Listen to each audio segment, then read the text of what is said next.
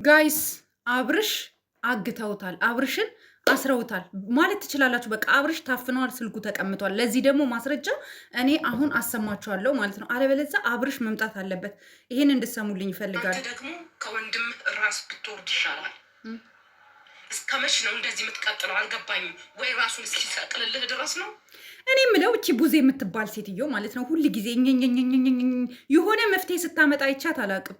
በቃ የሆነ መፍትሄ ስታመጣ አይቻት አላቅም። እንደ ወንድም እንደ እህት የሆነ መፍትሄ አምጥታ በቃ ሩታን አንቺም ተይ ብላ መስመር ትልቅ ናት አይደለም፣ መስመር ስታስይዝ አይቻት አላቅም። ሁል ጊዜ በቃ የሆነ አንተ እንደ የሆነ ውሳኔ ወስኝ ኦኬ፣ ወስኝ። እስኪ እንስማት። ወይ ራሱን ካላጠፋ አታምንም? ችግርህ ምንድን ነው? መች ነው የሚገባ? ይህ በቃ እየተዘጋ ፋይል አይደለም። አሁን ለምንድን ነው እንደዚህ ማድረግ የፈለግሽው? እሺ ማለት አንዳንድ ሰዎች ሊመስላቸው ይችላል፣ ግን ደግሞ ይኸውላችሁ ይሄ የተዘጋ ፋይል አይደለም ወይ አለች ማለት ነው። ይሄ የተዘጋ ፋይል አይደለም። ለምንድን ነው እንደዚህ ማድረግ የፈለግሽው አለቻት። ኦኬ ለምንድን ነው እንዴ? ፋይል አይዘጋም። ልጅ ያለው ሰው ፋይሉን ሊዘጋ አይችልም። ግን ትልቁ ነገር ምንድን ነው? በሁለታቸው መሀል እሱ ልጁን ሄዶ ማየት ባለባት ሰዓት ልጁን ማየት፣ በልጁ ሰበብ አብርሽ ላይ ጥቃት እየተፈጸመ ነው። ልጅህና ውሰድ ልጅህና በሚል ሰበብ አብርሽ ላይ እየተፈጸመ ያለው ጥቃት እኛ ከጎን ሆነን ልናግዘው ይገባል። እኔ እመኑኝ ሩታ ራሱ አታውቅም። ሩታ ራሱ ኤፍሬም እንደዚህ አይነት ተንኮሎችን እንደሚያደርግ ሩታ ራሱ የምታውቅ አይመስለኝም። ጋይስ ምን ትጠብቃላችሁ? እስኪ ቪዲዮውን ላይክ አርጉ፣ ሼር አርጉ፣ ሰብስክራይብ አርጉ ፕሊዝ ፕሊዝ። እኛ አሁንም ቢሆን አብርሽ ስልኩን ቀምጠውታል እንጂ በዚህ ደረጃ አብርሽ ከሚዲያ ጠፍቶ አያውቅም። እንቀጥል እስኪ እንስማቸው። ልጅ ተዋልዶ በቃ ወይም ደግሞ ተዘጋ የሚባል ፋይል የለም። ይሄ ልጅ ህፃን አይደለም። ገባችሁ? አስገድዳችሁት ነው አላስገድዳችሁትም፣ ፍላጎቱን መርጦ ነው እየኖረ ያለው። አሁንም ፍላጎቱን መርጦ ነው የፈለገበት እያለ ይሄ ልጅ ህፃን አይደለም፣ ፍላጎቱን መርጦ ነው የሚኖረው። አስገድዳችሁት አላስገድዳችሁት የምትሉት እያለች ነው ማለት ነው ሩታ። ቢሆንም በልጁ ሰበብ አብርሽ በዚህ ደረጃ ግፍ፣ በደል በወንድሙ በተለያየ ሰው እየተፈጸመበት ነው። እኔ አሁን እያሳዘነኝ ያለው ከማንም በላይ አብርሽ ነው። ለማንኛውም ማለት ነው ጋይስ አንድ እውነት መስማት ያለባችሁ ነገር ምን እንዳለ ታውቃላችሁ? ኤፍሬም ምን እንዳለ ታውቃላችሁ? ስሙት። ሊኖርም ቢችልም ከሩታ ጋር ነው። ስለዚህ ይህ ነገር ደግሞ ሊያስደስትሽ እንጂ ሊያስቆጣሽ ነገር ሊያስወራሽ መኖርም ካለበት ከሩታ ጋር ነው። ከሌላ ሰው ጋር መኖር የለበትም። እንዴ አብርሽ ከፈለገው ሰው ጋር መኖር አይችልም ማለት ነው? ይችላል እንዴ? ሲጀመር እኮ በግድ እኮ እኔ ስፔሻሊ ይሄ ኤፍሬም የሚባል ልጅ የመጨረሻ ጋጦጥ ነው ጋይስ። መኖር ካለበት ከሩታ ጋር ነው እንጂ ከሌላ ሰው ጋር መኖር አይችልም። ለምንድን ነው ከሌላ ሰው ጋር ሊኖር የሚችለው? እንዴት ነው የሚኖረው ብሎ እንደገና ደግሞ ስለ አብርሽ እንዳትጨነቁ። አብርሽ በጣም ጥሩ ሴፍቲ ቦታ ነው ያለው። ከመቼ ጀምሮ ነው አንተ ለአብርሽ ጥሩ ነገር አስበህ አብርሽ ሴፍቲ ቦታ የተቀመጠው? ጋይስ ከመቼ ጀምሮ እስኪ ንገረኝ፣ ከመቼ ጀምሮ?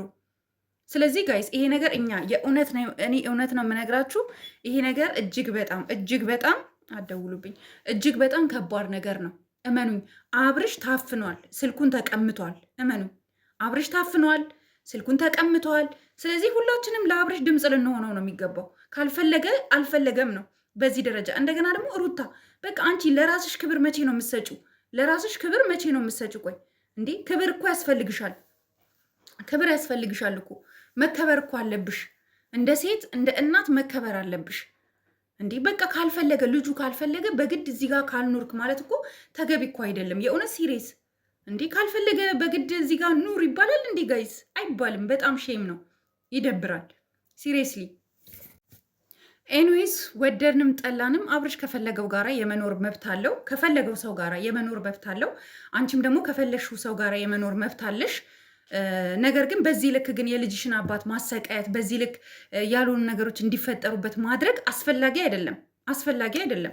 እንዲህ ለምን በዚህ ልክ ይህን ልጅ መበደል? ሲጀምር እኔ አንድ እውነት አሁን ኦዲየንሶች የማታዳምጡት ነገር አለ። ቪዲዮ ጨርሳችሁ አሰሙ። ችግራችሁ ይሄ ነው። ቪዲዮ ጨርሳችሁ አጣጥማችሁ ስሙ። ይውላችሁ ኤፍሬም ለራሱ ዓላማ እያደረገ ያለው ነገር በሙሉ ማለት ነው። እመኑኝ ሩታ አታውቅም። እያደረገ ያለውን አብዛኛውን ነገር ሩታ አታውቅም። ግን አብዛኞቻችን ሩታ ላይ ነው የምንፈርደው። ገባችሁ? ሩታ ላይ ነው። አሁን ትላንት ሄርሜላ ቤት ሄዶ ያንን ነገር ማድረጉን ሩታ ታውቃለች ብላችሁ ታስባላችሁ ጋይስ? እኔ አይመስለኝም።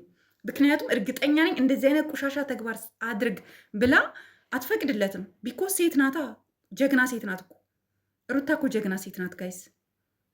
የምሬ ነው። አሁን ልፍስፍስ ሆነች፣ ሳትፈለግ የሆነ ቦታ ላይ ትሄዳለች፣ ሳትጠራ ትሄዳለች፣ ዘው እያለች በቃ የሆነ ሰው ከጠራትም ዝም ብላ ትሄዳለች። ስለ ራሷ